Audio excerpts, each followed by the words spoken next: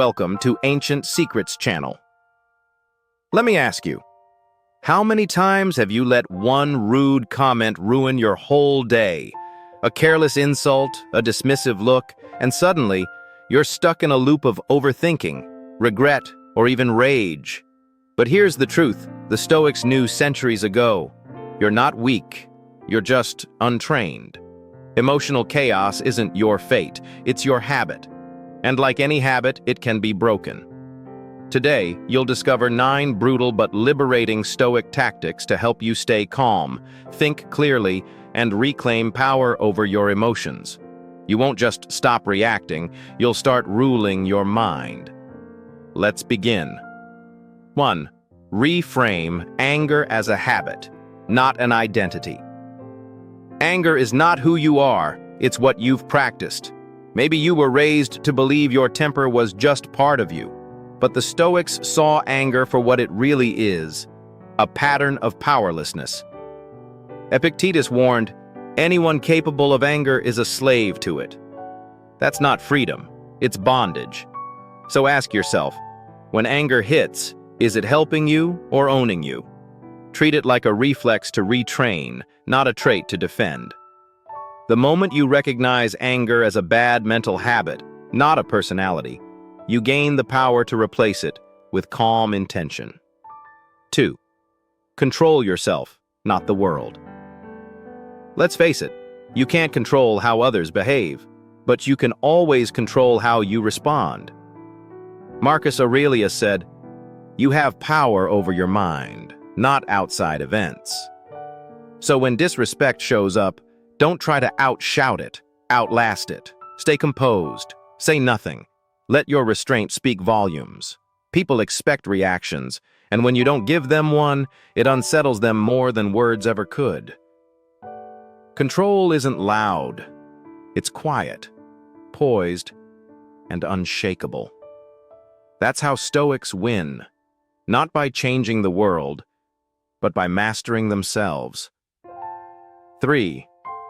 Train calm, like a daily discipline. Calm isn't a personality trait. It's a muscle. And like any muscle, it atrophies when left unused. The Stoics trained their minds the way warriors train their bodies, with consistency. Daily journaling, silent reflection, mindful breathing, these aren't spiritual extras. They're tools of mental fortitude. You don't rise to the moment. You fall to your level of training. Start now. When your coffee spills, your plans shift. Your patience is tested. Pause. Breathe. That's 1 rep.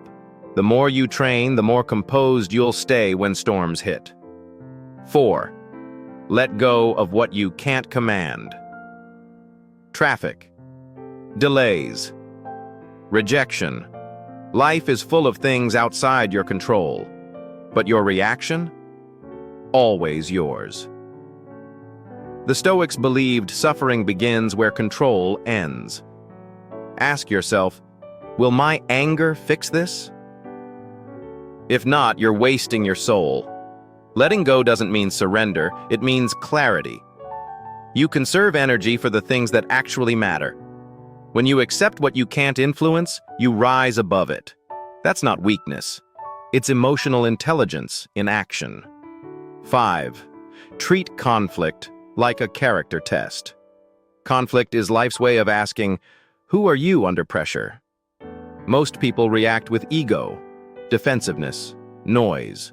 But Marcus Aurelius faced betrayal, politics, and war, without losing himself. The Stoic doesn't seek to win an argument. He seeks to win over his own ego. Every insult, every unfair moment, it's your proving ground. Will you bite back or build discipline? The calmest man in the room always holds the real power. That's how you turn every challenge into a lesson. 6. Stay present or stay prisoner. Most of your suffering isn't about what just happened. It's about the meaning you give it. You replay that insult. You rehearse that argument. And the more you think, the worse you feel. Stoicism teaches presence. This moment, your breath, your posture, your awareness, is the only place power lives. Return to it. The past is untouchable. The future is unpredictable. But now? Now is yours to command. If you don't control your mind, it will control you. 7. Drop resentment like it's poison. You don't need to keep carrying that weight. The betrayal, the grudge, the years of "she never apologized." Holding on to it is like drinking poison and hoping someone else suffers. The Stoics didn't forgive to be virtuous. They forgave to be free. As Epictetus said, "You may chain my body, but not even Zeus can control my will." Letting go isn't letting them win. It's letting yourself live. Forgiveness is a power move. It says, "You no longer control how I feel." 8. Pause is power. Every reaction has a cost, and most of your regrets were paid with speed. One harsh word, one angry move, and you're cleaning up emotional wreckage for days. But between the trigger and the reaction is a sacred space. A pause. The Stoics lived in that space. They trained for it. Marcus Aurelius wrote, "Don't act unless it serves the greater good." So when someone tests you, pause. That breath isn't weakness. It's strategy. And in that breath, you take your power back. 9. Rebuild your story from victim to author. Your life is shaped by the story you keep telling yourself. Are you the victim in your own narrative, or the one writing the next chapter? The Stoics believed you are what you repeatedly think.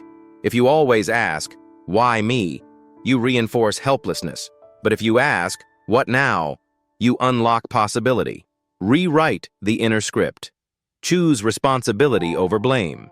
Replace powerlessness with action. Because identity isn't fixed, it's forged. And every time you reframe your story, you reclaim your life. Real strength stands in silence. You weren't born reactive. You were trained that way. But now, you know better. The Stoics didn't seek easy lives. They built strong minds. And now, so can you. Start with the pause. Practice the breath. Let go of the noise. And rise, not as a slave to emotion, but as a master of it. If this message spoke to you, leave a comment. I master the moment. Subscribe for more timeless wisdom. And always remember, true strength doesn't scream. It sits in stillness and cannot be shaken.